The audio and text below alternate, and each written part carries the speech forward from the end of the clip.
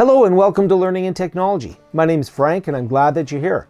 In this video, I want to take a bit of a more comprehensive or deeper dive into an app for Microsoft Teams called Poly.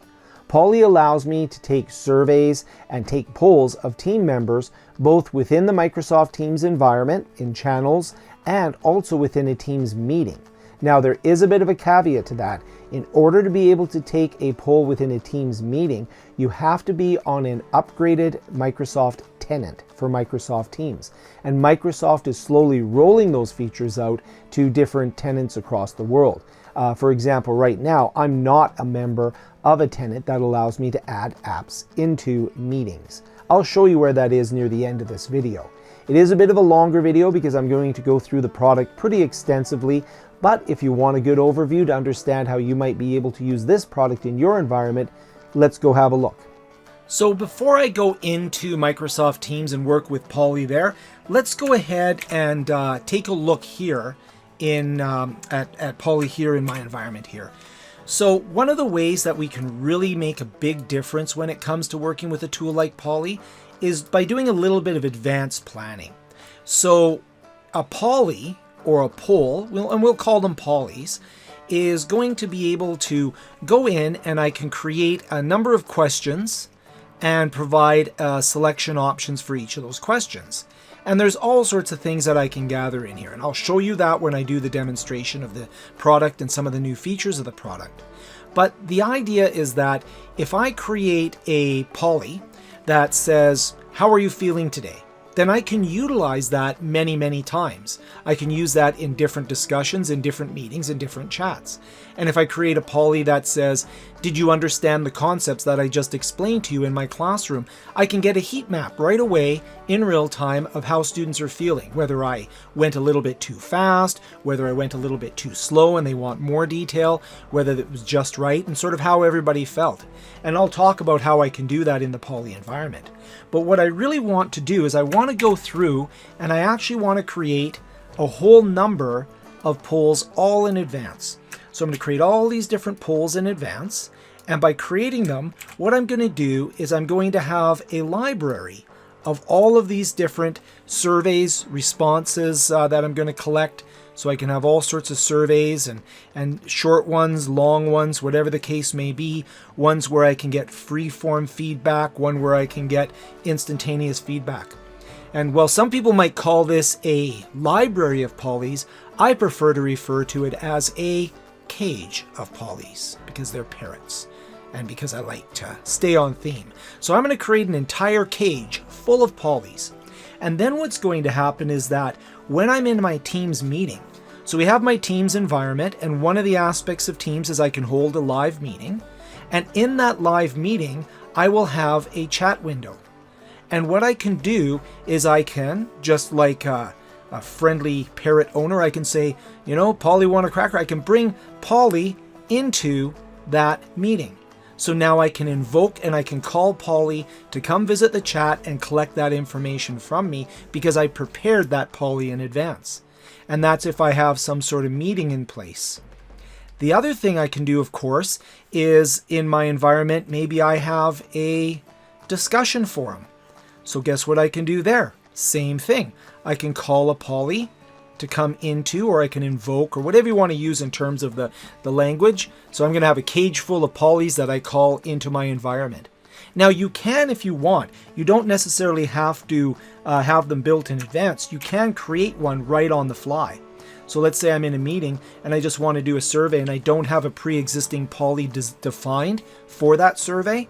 Maybe a little yes/no answer, although in my case I actually would create a yes/no one here that I can just invoke really quick, but I can go ahead and I can put them in there.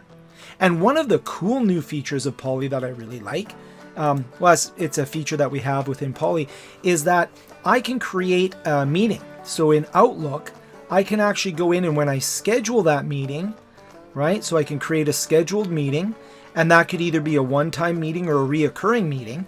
And then what I can do there is, as part of that scheduled meeting, I can embed a survey right in there. And that can be a very effective way to set a tone for an environment that I'm going to be working with. So for example, I can start off a meeting with a quick survey, And it can be anything from a health check, how are you feeling today? Or anything from a what would you like to discuss today? Or maybe it's a follow-up on my previous meeting. Was the last meeting beneficial for you? Or so on and so forth. There's so many different, of course, questions I can ask. Now, what I really like about Polly, well, there's a lot of things I like about Polly, obviously. But one of the features that's also very handy with Polly, and I'll just quickly go in here and change that to an orange pen. One of the features I can do with Polly is I can then take all of the information from all of these polys, right? So all of the polys, whether they're real time, whether they're embedded in a meeting, whether they're ones that I called from my cage, what I can do is I can go in and I can then have a dashboard where I can then look at the data and I can use that in order to make more effective and beneficial decisions on what will I teach next, what areas do I need to concentrate on for better student learning and retention, and all of those good things. So this is what we can do with Polly. It's a very powerful tool. Let's go have a look at it in action on Teams. Now, what I did for the purpose of this video is I have subscribed under my personal account so that I can do this video and show you this. Again, like any piece of software that involves a cost, you have to look at the functionality, you have to look at whether that provides value to you, and then if it does, then you can subscribe. There are some other options that are free options, and I'll talk about those in other videos. Here I am on Teams, and I've created a team called Pirates and Crackers, which are things that parrots like. And I'm going to now install Polly. So to do that, I have a couple of options. I can click Apps down here, and underneath Apps, I can do a quick search for Polly, and I can go ahead, find it here, and I can install it. The other option is if I hit the ellipse here, you can see that I've already installed it. So I've gone in and installed it. And now you can see that I've already created some polls while I was playing around here. So I've got Polly here as an application that's now part of my Teams environment. And if I go into this Pirates and Crackers on the General tab, maybe I want to use I want to look at the data that's collected by Polly here. So what I'm going to do is I'm going to click the little plus tab, and I'm going to go in and I'm going to actually choose Polly, and now I'm going to add that in to a tab in my General channel that I can then go in and look at the information gathered by Polly. So I'm going to go ahead and add that in. And then it's going to ask me, do you want to announce this to everybody that you put it in there? And I say, you know what, I'm not going to post to the channel that it's been added. I could if I wanted to, but I'm not going to post to the channel. And what I'll do is I'll just save that as a little tab in there, and we'll save it in as a tab. And you can see I now have a Polly tab. And underneath here, I have several different things. First of all, you'll notice that there's no content because I haven't created any polys for the General channel here yet. You'll notice that there's a template, so I'm going to go to that in a moment. And here you'll notice that I have a subscription. I've got 2 out of 500 polls that I've already sent out. So my subscription allows me to do 500 polls every month, and you can increase that, of course. And it really depends on how many polls you're doing. This is an important thing to consider if you're having a lot of classroom meetings and you want to do a lot of yes/no answers. I'm not 100% sure that I would use Polly for that, because if I do 10 of them or 20 of them per class, all of a sudden I'm really starting to eat into my subscription there. But it's really handy for a post-class feedback form or for questions where I have several questions. Obviously, you can do it for quick surveys as well, but you just want to keep an eye on how many you're using and either increase that amount by buying a higher level subscription or by being a little more selective in terms of how complex of a poll you want to put up. So now I could create a poll right here, and we could create one from scratch, but let's have a look at templates. So underneath templates here, you can see I don't have any templates that are part of this General channel Polly so far, but I can add templates. And look at all the different templates that I have here. I have all these different templates. So let's say, for example, I want to do something like a template on all hands meeting feedback. So I want to create, there's a little template here. I'm going to add the template into this environment, this Pirates and Crackers General channel. I have a template in here. And I'm going to go in, and maybe I'll go ahead and I can share that with someone else, but let's modify it first. So let's go into the details of this template. And underneath here, you can see it's, this meeting was a good use of my time, topics covered were relevant, and I have a free form answer in there as well. So I could use that template. And when I go into that template, it brings up the authoring environment, and I can make some modifications to it. So right now you can see I'm asking multiple questions, and instead of all hands meeting feedback, I'm going to call this lecture feedback. So maybe I'll have a feedback at the end of each lecture. And underneath here, the message that's going to go here is, how was the lecture today? Or how was the lecture? Just how was the lecture? Because I'm going to use it on multiple days. And notice in terms of the audience, I can choose anybody in that Pirates and Crackers group. So maybe I'll put that into planning. You could be any channel that I have there, of course. I could make it reoccurring. So maybe what I'll do is actually, I'm going to send this out. We have 3 lectures every week.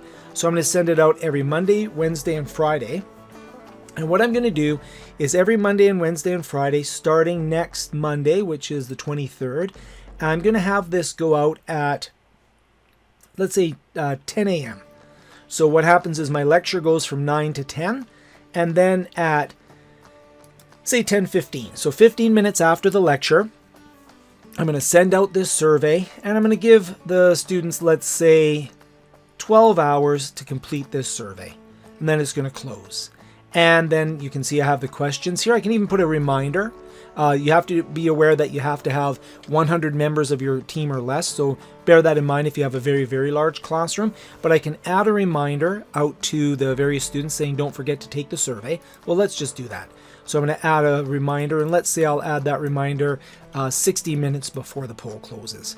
Actually, you know what? Because they're students, we'll make it 90 minutes before it closes. And the reason I'm going to put that reminder in there is because if they have another class. So you can add multiple reminders, by the way.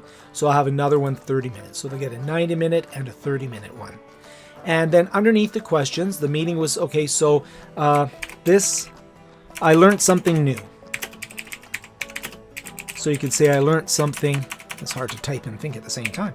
I learned something new in this lecture, and they can either strongly agree or whatever their sentiment is there. So I learned something new. If you go underneath here, so that's one question. I can have another question. Again, it's a rating question. So agree, disagree, 1 to 5 stars. So maybe underneath here, I'll say something like, well, where'd I go here?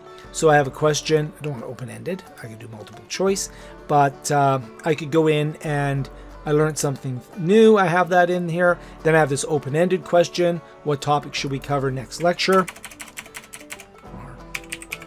Or maybe, you know what, I'm gonna change this. What topic should we cover this week?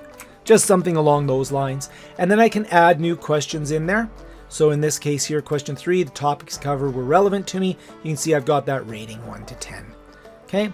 And I can make them a required. So I can say that's a required. You must respond to that. And I make all 3 of them required. I can even add a question in here. So underneath when adding question, again, open-ended, multiple choice, or a rating. I'll just delete that for now. I'll only have 3 questions. And then I can say, what about the results? So the results are only available after it closes, but everybody can see it. Or they're available as people answer in real time, or maybe I won't share the results. So this would be a good example of one where I don't want to share the results. I want to collect them as an instructor, but the rest of the class doesn't need to know that that Bob didn't have a good time. And then underneath here, I can make it non-anonymous if they have to attach their name to it, or anonymous if I'm going to allow that. Now I can preview that, but I can also save it to a template, and I'll call this one lecture feedback. So I can have this as lecture feedback, and I can put a description to help find it, but I'll just save it as is to lecture feedback. And now if I have a look at it, you can see I've got this lecture feedback. I can go here. I can preview it so I can see what it will look like. And you can see that I've got a pretty cool one in here, and I can now send it if I want. And I've now sent it, and it's being scheduled, lecture feedback. It's being, you can see it's been created. It's scheduled now to go every Monday, Wednesday, and Friday at 10:15 a.m. And they have 12 hours to complete it with a 90-minute and a 30-minute reminder. Very powerful, very useful. Now, if I go into my Poly here and look at the general here, you can see this is the lecture feedback. I can see it's here. I can even go in and export the results. I don't have any results yet. I can go in and create a fresh one here without a template. So I'm just going to create one here, and I get this, user profile. Is it okay? Yeah, it's okay to send me updates if you want, and it's okay to monitor it here. What do I plan to use it for? Well, I plan to use it for demonstration and teaching. So I'll go save here, and now it goes into the authoring environment again. And underneath here, you can see, let's do another multiple choice question, and I'll call this Poly preferred food. Okay, and underneath here, I can send it out to my team, message it out. I'll put it out to the general audience. Maybe I'll put this into or planning again.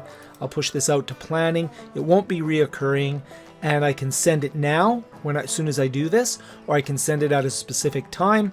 Again, so my multiple choice question would be, what do you prefer? And we'll find out whether you're a parrot because you like crackers, or whether you're a pirate because you prefer rum. Okay, and you can allow multiple votes, so maybe you like both, but I'm only going to allow a single vote because I want to show you what that looks like, and I can make it required. Again, the options are in there, and I can preview it. This is what this will look like, and I can now send it out. So now I've sent it out. Okay, and oh, Polly's talking to me right now. That's cool. Hello, Lauren. And so if I go in here, right, I'll just close the interactive experience, which is, by the way, something I also recommend. They'll walk you through a lot of the things I'm walking you through. And if we go in here, I can now go into my planning, and you'll notice there is my Poly here. So I can now start it, and now it's started. And I can go in and say, I like crackers, and I submit it. And now you'll notice, because it's non-anonymous, that it will come up with, it's now collected that information from me. And I can go into the results here, and you can see that Frank answered that he likes crackers. So now I'm done.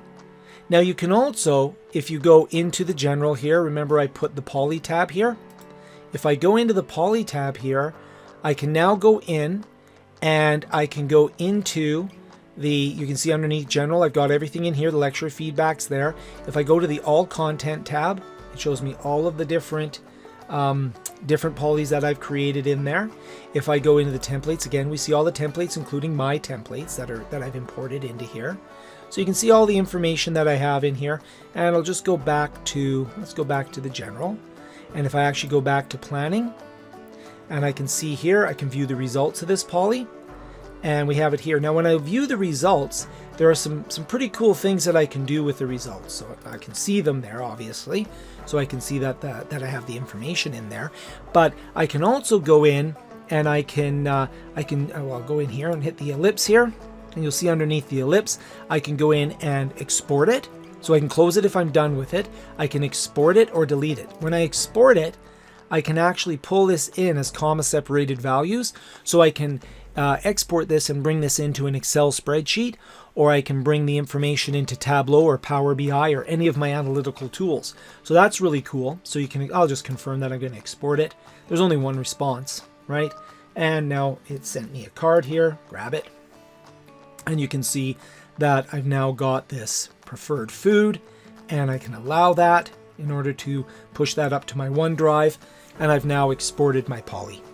Okay, so I'm allowing it, and off it goes. And there's, well, we'll see the results here as a CSV file. But I can go in, loads up Excel Online, and I have all my information, whether it's completed, so on and so forth. Okay, so I can start working with that. Very powerful thing. Let's go back to my team, Pirates and Crackers. But we're far from done with Poly. So one of the things I can do is, let's say we're in the general channel, and let's say I have a new conversation here, and I want to go in and I want to start a survey. I can do an @Poly. And what this does is it brings Poly up, and then what I can do, if I click on it, it says, what can I do? And there's a couple of choices. I can either start a quick poll by typing in the question with a question mark and then the options I want to present to my audience, or I can create a brand new poly.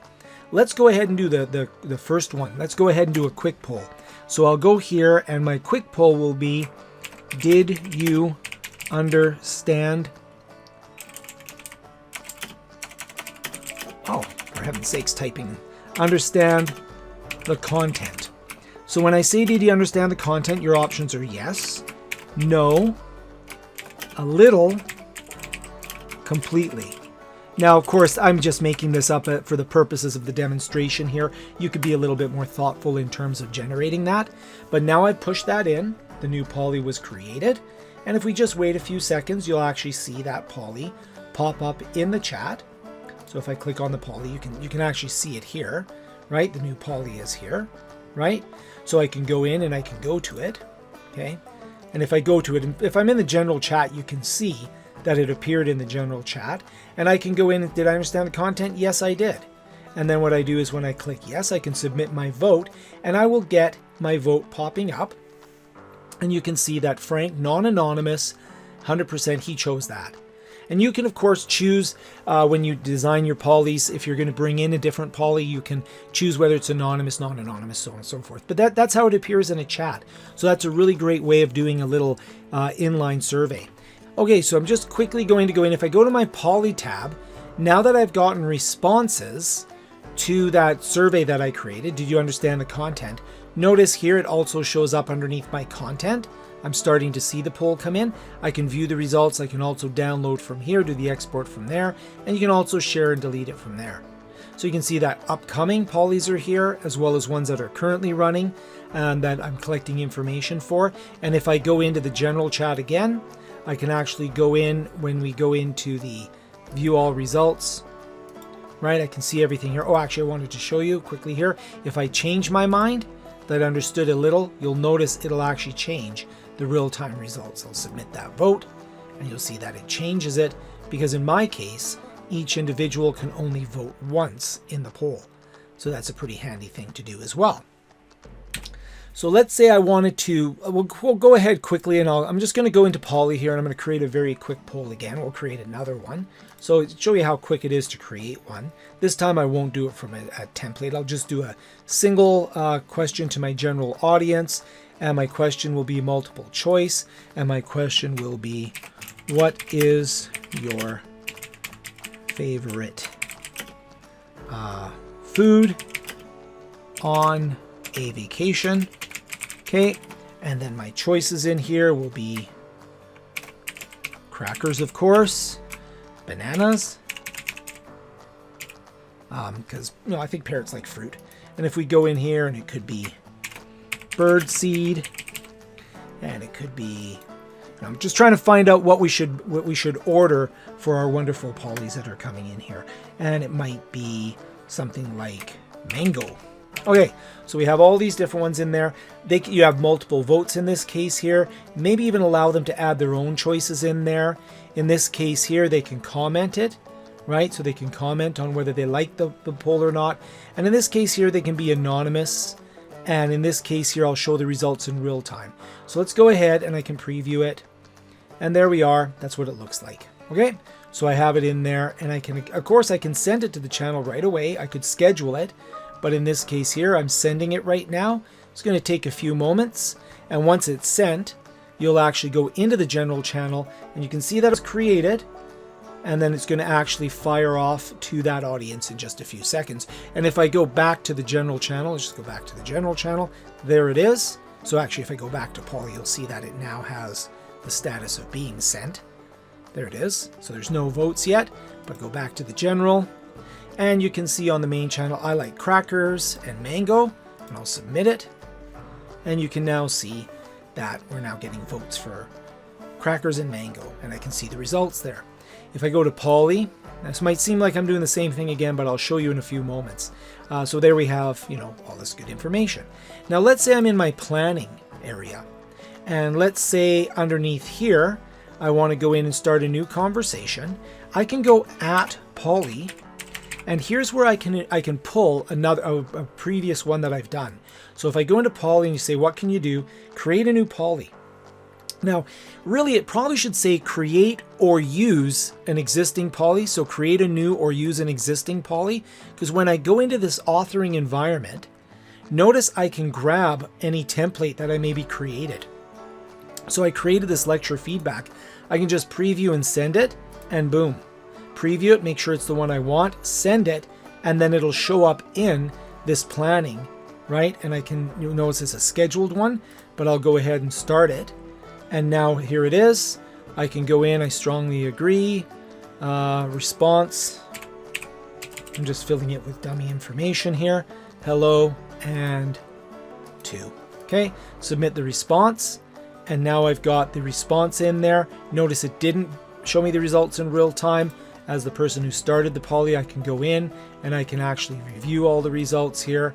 And once again, go into my general, my poly tab, and you can see that it shows up as one of my lecture feedback ones, right? So I go, did you understand the content? Oh no, sorry, that's the other one where I went into my template. So I'll start gathering that information, the lecture feedback. You can see my template in there. And actually, if I go to planning, and I go underneath planning and view the results of it, there it is. It's because it was in the planning channel. So I can see all my results. And as with my other ones here, if I look at it, so I have all the information in here, so I can say done to that, and I can see what my results were. You can also go in there and hit the ellipse.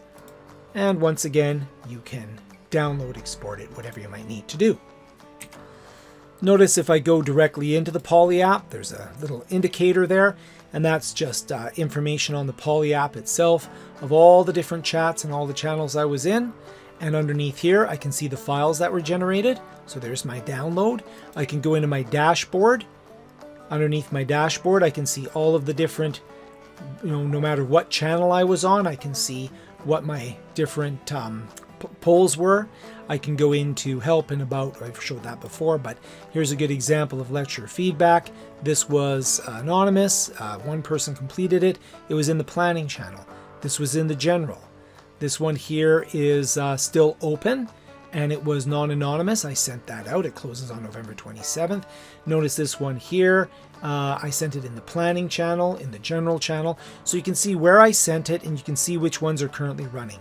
Okay, so if I go in here, I can go in and close it. Nobody's allowed to go in and answer that one anymore. So now I've closed that poll. They've had enough time to respond to that.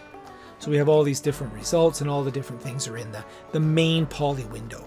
So you go in here. This is where your announcements will be. It is organizational wide, and you'll notice that I've used 6 of my 500 responses that I can have within the subscription. Let's go back to my team. Quickly, we'll go into planning. How's the lecture? We'll start the Poly here.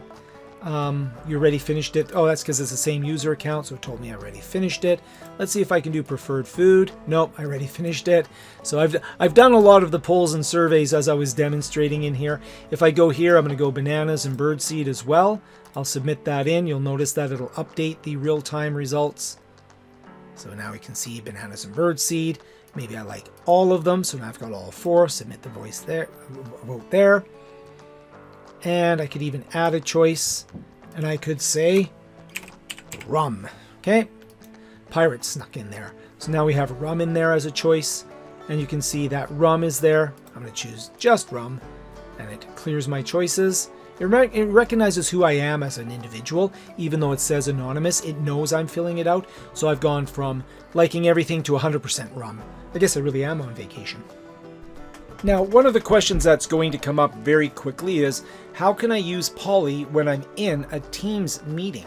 So here I am, I'm just in the announcements channel here, and I'm going to start a new conversation. So again, I can go in and do the Poly here, and I can say, put a question in there, say what, and it could be yes or no. And you can see it's a very easy way of me putting in a very quick poll into my chat.